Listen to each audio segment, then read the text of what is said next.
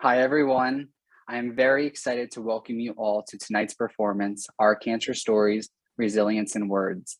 My name is Kyle Jackham, and I am the program coordinator and one of the social workers here at Crossroads for Hope, an independent 501c3 nonprofit organization located in Bedminster, New Jersey. Our organization helps all those touched by cancer to move through a health crisis to become more active and empowered by taking control of their health and well-being. Our network of support embraces all people touched by cancer, the diagnosed, and their loved ones, providing access to resources and evidence-based programs of support, education, well-being, and hope, all offered free of charge. We are committed to upholding the dignity of all people through respect for gender identification, sexual orientation, race, ethnicity, and income differences.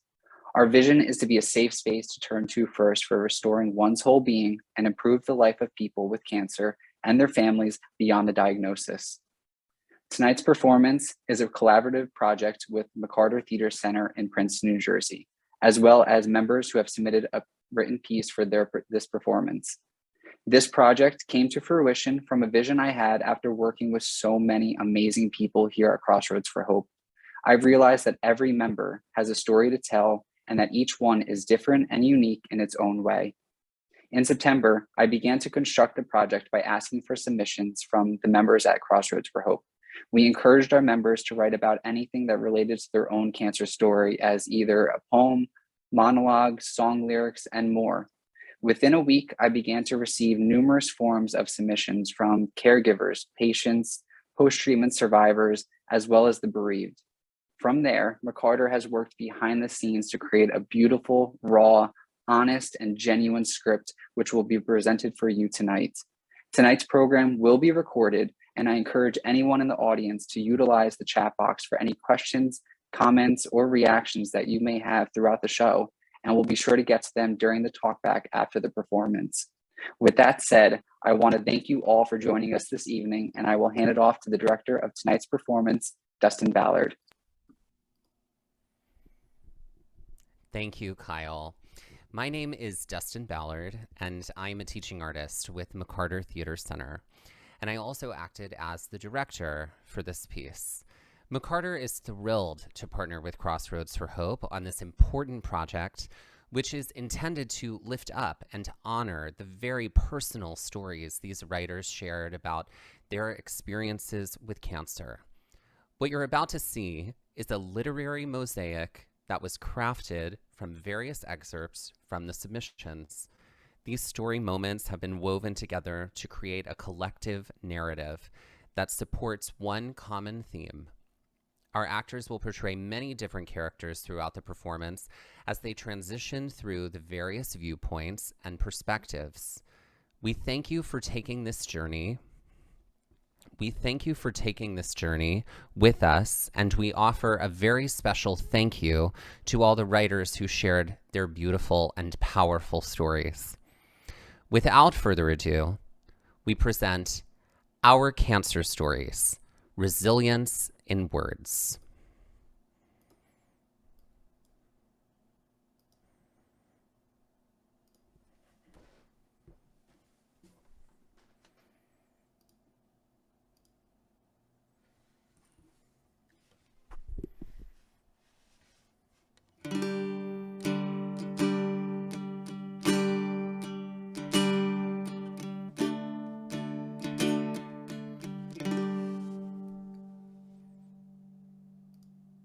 Dear Cancer, I will not be cowed or intimidated by your incessant machinations to overthrow me. But there's no democratic vote here. This is a dictatorship, an island of one, and I am ruler here.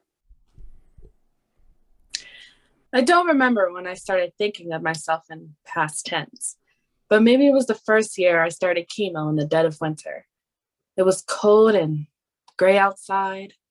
I was all alone, and I was blasting Mozart's Requiem in D minor as I ran on the treadmill.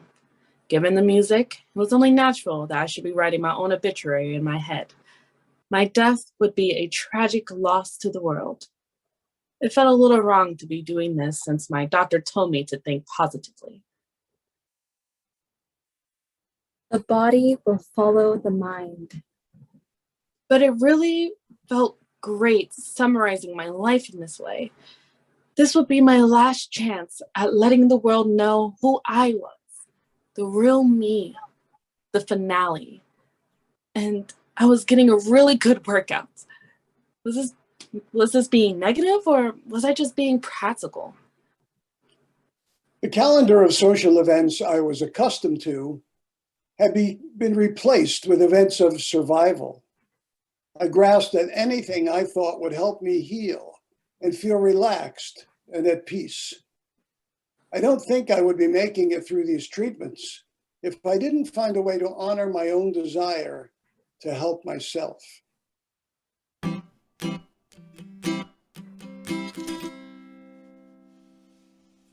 My cancer journey began like every other, in the hair salon every third Wednesday of the month for the past 7 years.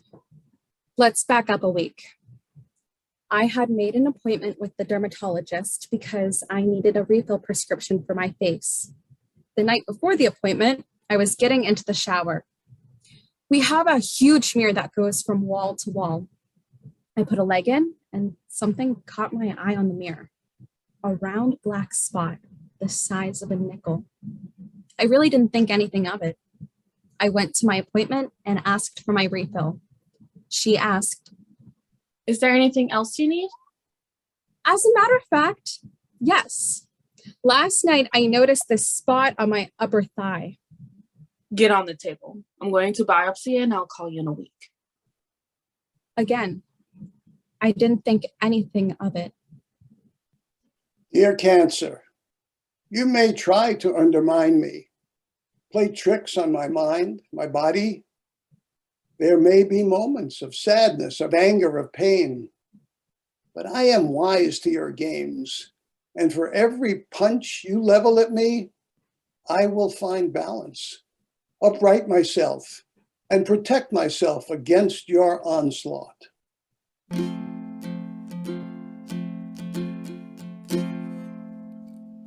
A friend of mine recently said to me, I'm sure having cancer was humbling. I immediately thought, humbling? No, I don't think so. Many things, but not humbling. But I had to reflect after. Of course, humbling. I never saw myself at this level sick or depending on medical treatment to this extent to survive. See, I was sickly as a child, but as I grew up, I was the athletic kid, running track, gymnastics, dance, powerful female body, hardly sick. And if sick, like a cold or flu, my body knocked it out. I get surgeries and bounce back. I have pain and bounce back. I find alternate solutions. Painkiller? What's that? I don't need it. So now here I am sucking chemo into my body on a regular schedule when I hated even a painkiller. I'm going through a process to poison the cancer cells, which also wreaks havoc on my good cells. No, my great cells that have been taken care of all my life. There was a shame that came with my diagnosis, like I failed somehow.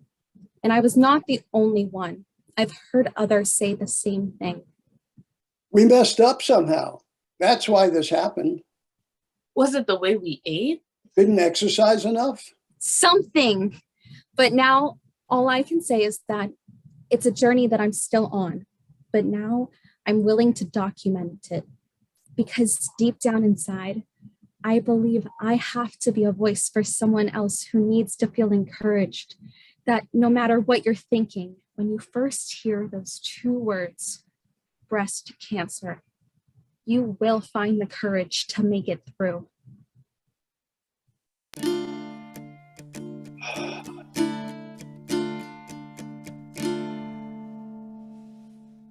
Windshield frost this morning. The new sun forces its arms through branches, fists punching their way to the front, opening the curtain for the day's show. My shoulder-length hair pulled on my scalp as if tugging at my conscience and reminding me every second of my moments awake that something horrific was happening to me. I laid awake for 2 days straight, expecting not only to see fallen hair on my pillow, but fallen flesh as well. as from somewhere in the midst of a full moon, perhaps, a wicked spell was cast, transferring me from the living flesh to the walking dead. Flesh loosely committed to bone, eyeballs catapulted from their eye sockets, perhaps an ear connected only by a single thread of gooey tissue. This is how I imagined myself, all because I was balding and my soul was poisoned by chemo drugs. What a bleak situation I was facing. I felt like I should just dig myself into a hole, but unexpectedly, a shovel served no purpose. Suddenly, instead of feeling like a recluse, I felt a new strength emerge. These wonderful people in my life, some of whom are so loved, and some are just mere acquaintances that I usually exchange slight pleasantries with, are now the ones giving me hope. Step away from the shovel, ma'am.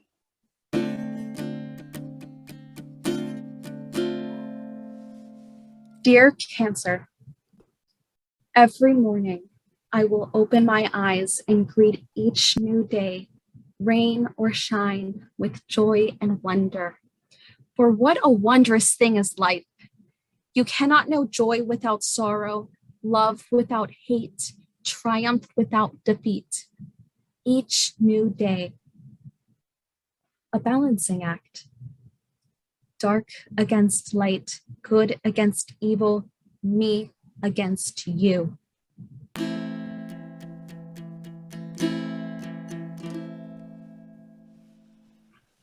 My son's first fight for life was at 6 weeks old when he developed bronchial pneumonia.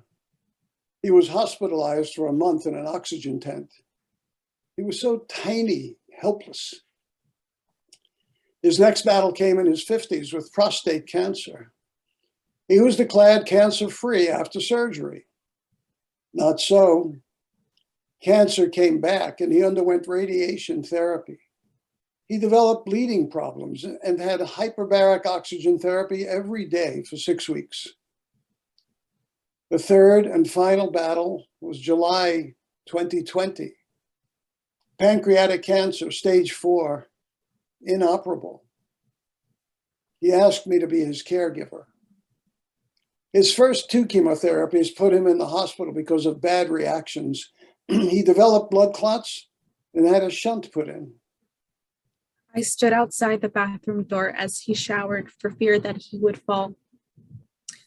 I bought him lightweight sneakers because his shoes became too heavy to walk in, and prepared thin broths when he could no longer eat.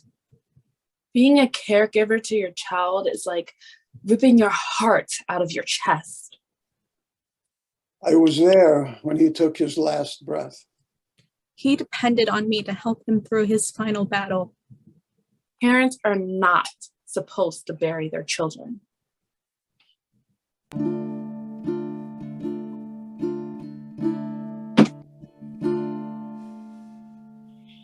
It's also very quiet. Life as normal as a black chair inside a waiting room until your name is called. It was a typical morning. My hubby had left for his office. I came out of the shower and sat in front of my makeup mirror and started slathering on moisturizer. I slid my hand down my neck and there was a bump. It was dead center in the middle of my neck. It felt like a swollen lymph node. That's because it was. As we waited for biopsy results, I searched the internet. There I found I could handle anything they threw at me if the lymphoma was not the one called mantle cell. According to the internet, if the diagnosis was mantle cell, I had maybe 4 years to live. There was no way to stop it. The results were in. My husband and I sat with my oncologist. Yes, it is mantle cell. My husband was with me as they wheeled me to a room with a roommate. He stayed until about 10 p.m. and then left to get some rest. I turned away from my roommate as he walked out the door, and I just sobbed. My roommate spoke to me. She introduced herself and made it clear she was open for discussion. I have pancreatic cancer and I don't have long to live. She also told me that in the moment we were both comfortable, friendly, and smart.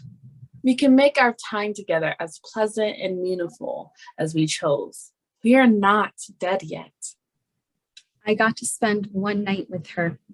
It was a very important night in my life. She reminded me that no matter what, I had the personal power to choose how I respond to whatever the universe throws at me. 9 years later, I still have a choice, and I am still alive. Dreaming by the ocean, waves saying hello and goodbye, pipers practice choreography, a routine silent, sandy ballet.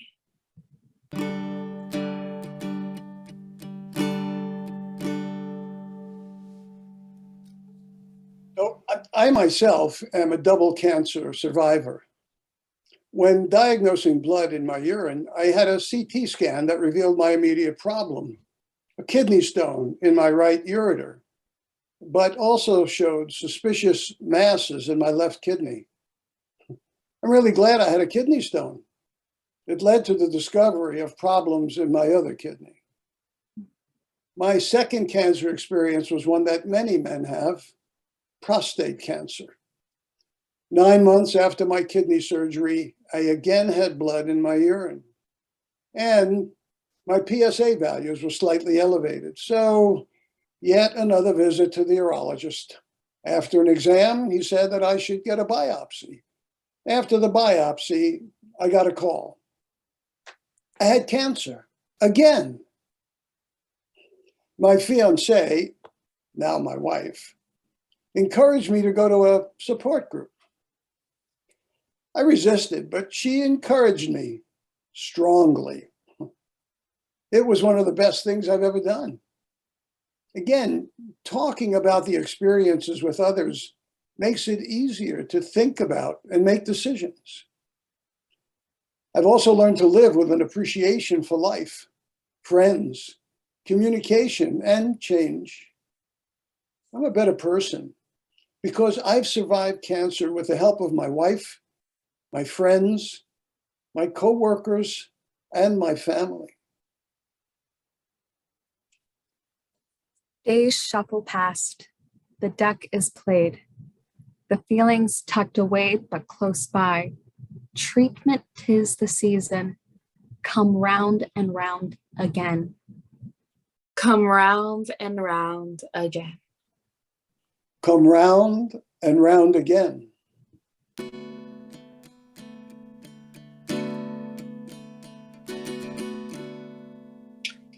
It was one summer night in July of 2010 where, after an episode of Pretty Little Liars, I began to feel numbness on the left side of my face.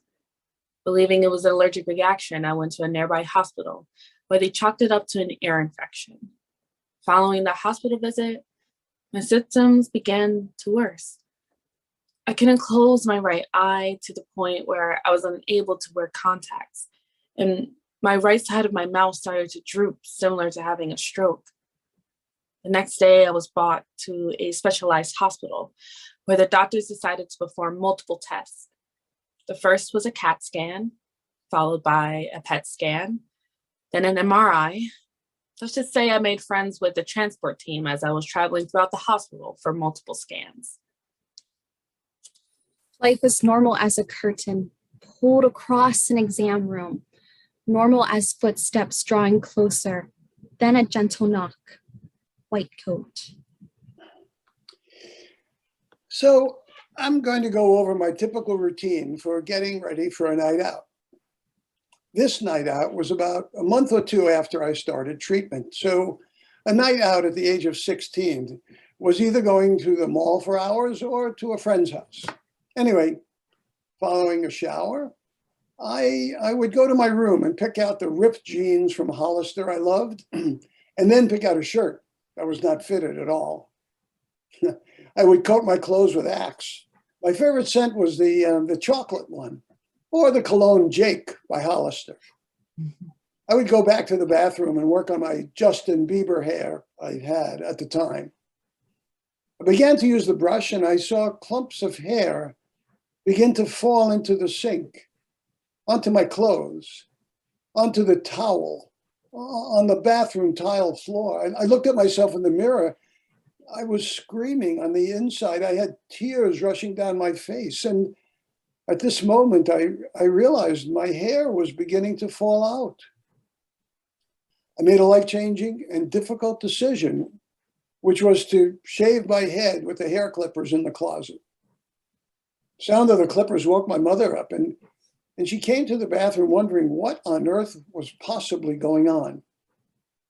She stood at the door looking at her son with tears in his eyes and hair clippers in his hands. There were no words spoken. She understood what was happening and helped me shave my head. No one will understand the emotional damage of losing your hair during treatment unless they have gone through treatment themselves. You feel a certain loss of identity. You feel anger. You question, why is this happening to me? Try being a 16-year-old in high school with no hair. The amount of bullying, judgments from other students, the numbers of whispers behind you as you walk through the halls. I didn't know who I was anymore. The earth's a spinning magnet, the moon predictable as appointments, the rise and fall of blood work, a new cadence no one wanted. I asked that she cut my hair catastrophically short. That lasted a week before scissors and hair were introduced again. And this time, scissors had to be indiscriminately aggressive. I seriously felt like a victim caught up in a web of my own fallen hair. I was prey to its grip and to my own ego. Although I looked hideous and I could see patches of baldness through my short stubbles, the alternative, freedom from entanglement, was worth it. Cancer, you will not win. An unexpected rhythm of machines, looking inside to find what? The cycle starts again with waiting, then a black chair, a curtain, and a knock.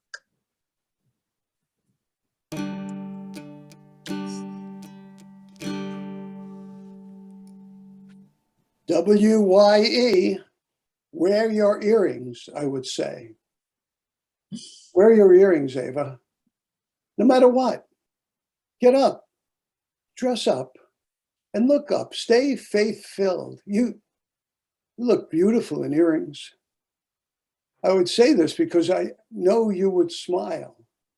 Because I remember you telling me one day that in the morning you wore them because I complimented you, that you look great and you should wear your earrings and feel good.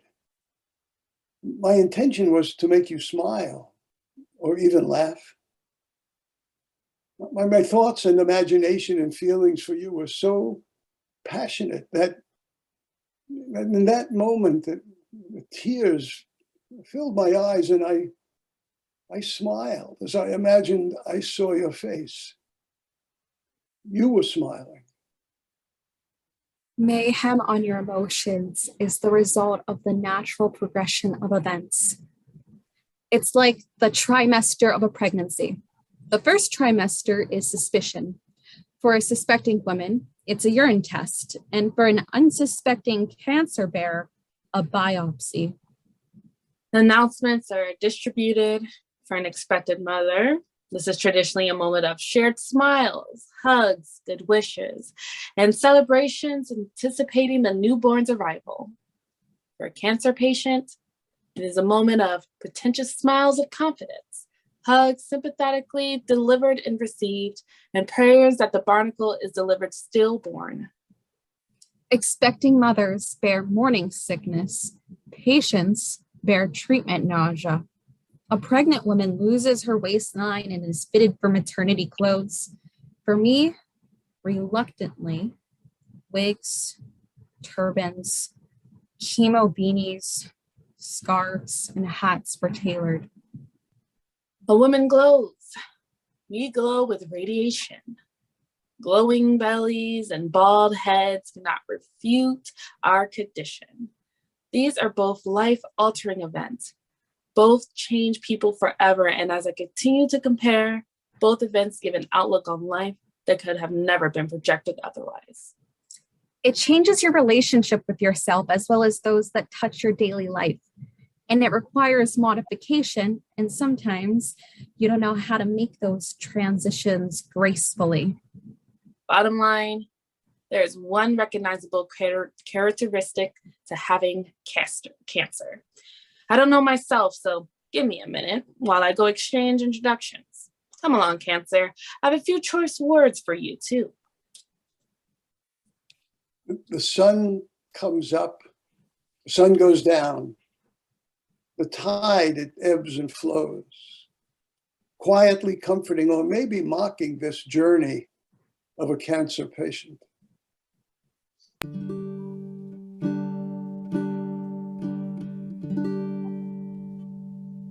My husband bought me a black shirt saying, "Melanoma Warrior." And his shirt said, "My wife is a warrior." We wore them surgery day. I remember how cold it was with all the big bright lights. The doctor was talking to me the whole time, and the next thing I knew, people were shouting my name and shaking me because I was having a hard time waking up. They wheeled me out, and my husband was there, and the doctor came in. I'm confident I got all of the tumor. Make a follow-up appointment in 2 weeks. So I did. That was the longest 2 weeks ever. We went to the appointment. My doctor came in with a serious face. Things were flashing in my head, my kids, my dogs, my mom. I have good news and not so good news. What's the good news? The good news is, like I said, I got most of the tumor. The bad news is we didn't catch it in time and it spread to your lymph nodes. It's in your lymphatic system and you're a stage 3 now. I burst into tears. My husband grabbed my hand tight. I'm going to leave you two for a few minutes to process this. I looked at my husband and said, "What are we going to do?" He said, "Fight this." I can remember this like it was yesterday. It was November 21st, and I was sitting at the salon, sitting at the sink, waiting to get my hair washed, and my phone rang. It was my dermatologist. Hello. Good afternoon. This is your doctor's office calling. Oh, hi. Where are you? At the hair salon. I need you to get a pen and paper. Is everything okay? No, you have stage 1B cancer. Excuse me? You have stage 1B cancer. I threw my phone across the room and started screaming in a packed salon. My stylist asked if I was okay. I said, "I have cancer." She picked up my phone and gave it back to me. Get a pen and paper. What type of cancer? Melanoma. Overall, I'm a very healthy person, except I have cancer.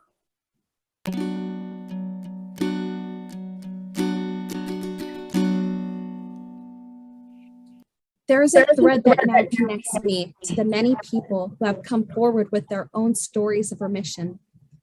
They are a unique society of survivors. I knew nothing of their gallantry, but they were all there lending support, offering help, and sharing their stories with a level of sincerity that cannot be forged. I will pay this forward, but for now, I'm going to accept, be grateful, and continue to make these people proud to have been on this journey with me. Hey, Cancer, stay in retreat. I have a winning army behind me. I've also learned to live with an appreciation for life, friends, communication, and change. I'm a better person because I've survived cancer with the help of my wife, my friends, my coworkers, and my family. I've heard of this happening. but now I am starring in extraordinary acts of human kindness. I'm not even sure they really understood how they changed my adverse point of view and lent to me unconditional strength. They made me want to be a better person, step up my game, and stop making this just about me, because it wasn't. Dear Cancer, so for now, I will root myself in hope, in faith, in trust, knowing that I am a child of the highest God, that it is the fate of all mankind to leave this earthly plane, that this earthly body will one day expel its last breath.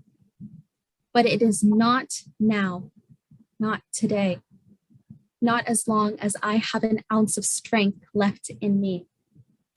I have strength left in me. I have strength left in me.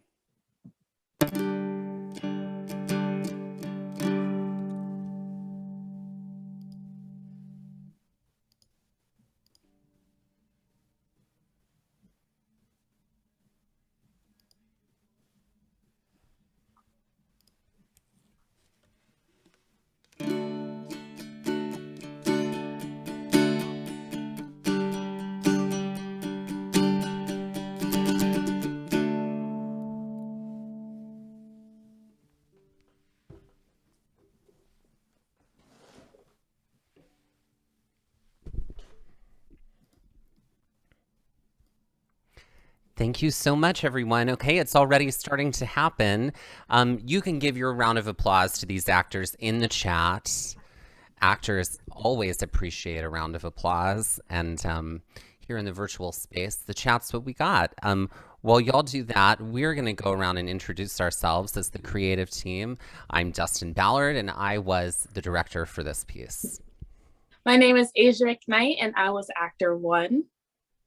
Hi, I'm Tessa Douglas, and I was actor number 2. Lou Gantwork, actor number 3.